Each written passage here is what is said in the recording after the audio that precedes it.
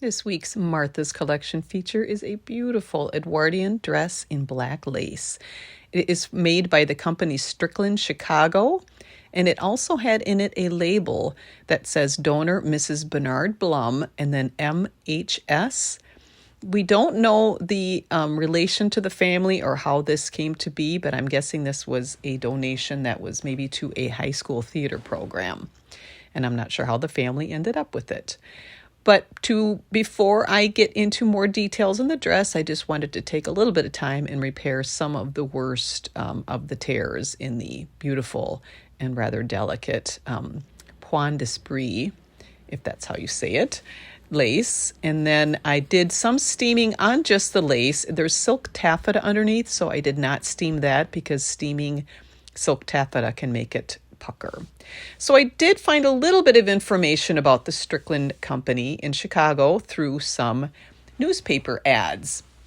The ads were looking for women to apply for positions in different parts of the dressmaking world, and this one here was kind of fun. Bright young girl to run errands and make herself generally useful in dressmaking establishment. Good chance to learn business, steady position, no night work. Strickland, 161 Oakwood Boulevard, and that was from 1905. So I do think the company was there from at least in business 1897 to 1910. So here's a closer look at the inside of the bodice. This dress did have some underarm dress shields, which is always nice to find because that does definitely help with the longevity of the garment.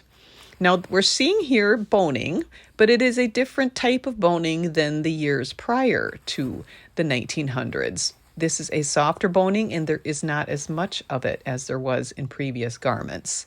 It's also showing the hook and eye closure at the back, which I'll get a little closer detail on that, and then some beautiful buttons.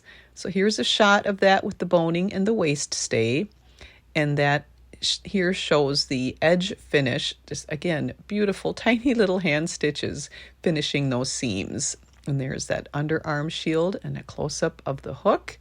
And this one here has the hooks and eye alternating for that back closure, which would, in theory, make for a more secure connection. And there's so many hooks and eyes in this garment for the different layers. And here is a close-up of those beautiful 2 in the front and 2 in the back steel-cut buttons. They were first invented to resemble diamonds, and you can kind of see the effect of that cut steel that does look like diamonds.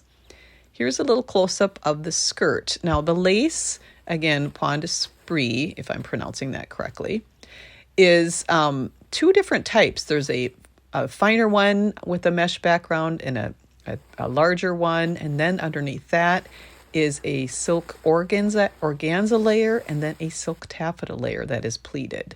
And look at the beautiful layers and ruffles of how they put that all together on the skirt and how they gathered it on those shoulders and made it so that the larger lace has a more pronounced, defined pattern with all those points. It's just gorgeous. And the ends of the lace is scalloped. And I love how it just drapes on that bodice. And look at that train, which is what that taffeta pleated underlayer would have helped to maintain that shape. There's some lace on the upper bodice and sleeve ends, which of course now has yellowed from time, but that would have been white or closer to white. And there's a little detail there with that button. And it's just a gorgeous garment and still mesmerizing 120 years later.